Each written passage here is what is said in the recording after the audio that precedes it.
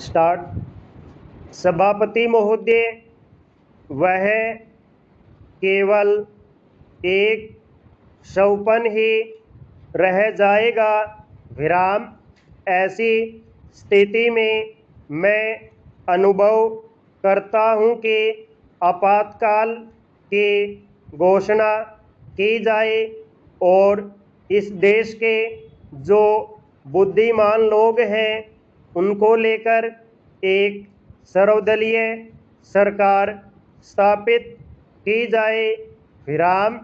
हम यह अनुभव करते हैं कि जिस तरह का शासन इस समय चल रहा है उससे देश की कोई भी समस्या हल होने वाली नहीं है, बल्कि इस सरकार की गलतियों से समस्याएं बढ़ती जा रही हैं। विराम। राष्ट्र की आंतरिक सुरक्षा के विषय में जो बिल मंत्री महोदय ने प्रस्तुत किया है उस पर अब तक जितने भी भाषण हुए हैं उनको मैंने बड़े ध्यान से सुना है। विराम। माननीय सदस्यों ने व्यक्तिगत स्वतंत्रता की लपेट में बहुत सारी बातें कही हैं और हमारे दल की ओर इशारा करते हुए कहा कि हम भी इसके औचित्य के संबंध में फिर से विचार करें। विराम।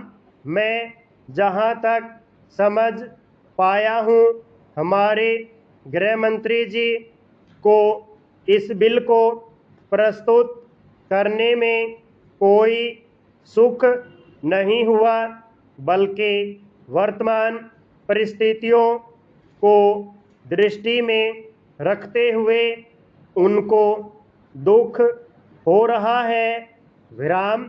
आज जब हम नागरिक सुरक्षा, व्यक्तिगत सुरक्षा और स्वतंत्रता की बात करते हैं तो सबसे पहले उसमें व्यक्तिगत सुरक्षा की बात आती है।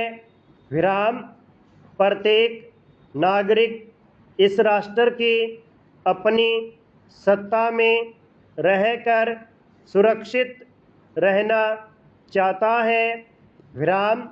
हमने इस बात की सुरक्षा अपने संविधान में दी है और हम यह आशा करते हैं कि राजनीतिक दलों में आपसी मतभेद होते हुए भी राजनीतिक मतभेद का आदर होना चाहिए।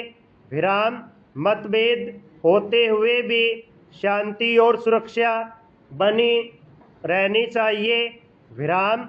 माननीय सदस्य पूछते हैं कि ऐसी कौन सी असाधारण परिस्थिति आ गई थी जिसके कारण आपको नज़रबंदी बिल लाना पड़ा।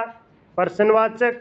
मैं आपसे कहना चाहता हूं कि क्या ही अच्छा होता यदि नेहरू जी की उस बात को जो उन्होंने लोकतंत्र के संबंध में बहुत वर्ष पहले कही थी आज भी स्मरण रखते हैं। विराम। उन्होंने एक बार कहा था कि लोकतंत्र के संचालन और दायित्व निर्वाह में अगर किसी प्रधानमंत्री को बार बार पीछे मुड़कर देखना पड़े कि कोई सूरा तो नहीं भौंक रहा है, यह कोई अच्छी बात नहीं है। विराम।